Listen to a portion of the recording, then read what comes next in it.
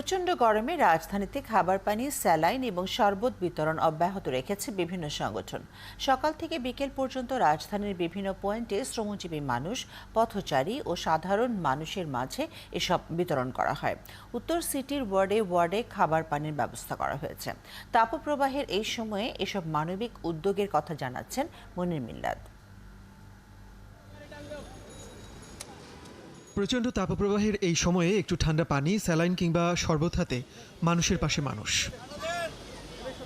চলমান তাপপ্রবাহের মধ্যে রাজধানীর শ্রমজীবী ও পথ চলতি মানুষদের তৃষ্ণা মেটাতে খাবার পানি, স্যালাইন ও শরবত বিতরণ অব্যাহত রেখেছে বিভিন্ন সংগঠন।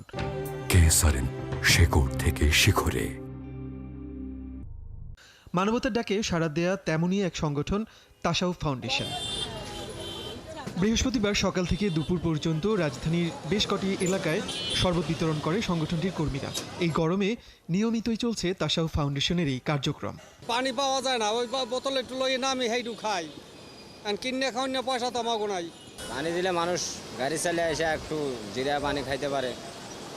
আর সবাই পানি দিচ্ছে আর কি, একজন স্যালাইন দিচ্ছে, কেউ বোতল দিচ্ছে, আবার সাথে স্যালাইনও দিচ্ছে। আমরা মিরপুর 10 নম্বর দিচ্ছি, মোহাম্মদপুর দিচ্ছি, আগারগাঁয়ে দিচ্ছি, এবং যারা রাস্তা সাধারণত রিক্সা চালক, যারা দিনমজুর, ওনাদেরকেই আমরা এগুলো বেশি দিচ্ছি।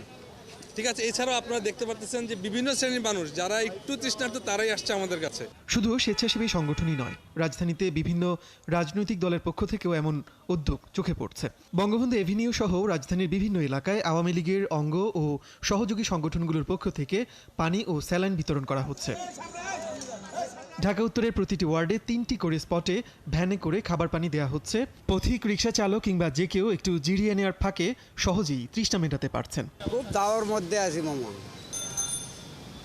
যেমন আপনি একটু খেলে এইরকম মাঝে মাঝে খাওয়াইতো, তাও একটু শান্তি পাইতেন। এটা 7 রাস্তার সামনে পানিটা পাওয়া গেছে, এটা আমাদের রিক্সা ড্রাইভারের জন্য অনেক উপকার। যেমন মানুষের দায়িত্ব আছে, পানি অনেক সময় আনতে গেলে কিনা টাকা লাগে।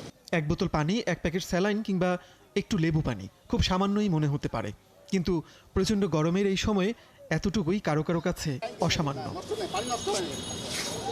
মনির মিল্লাত, 71, ঢাকা।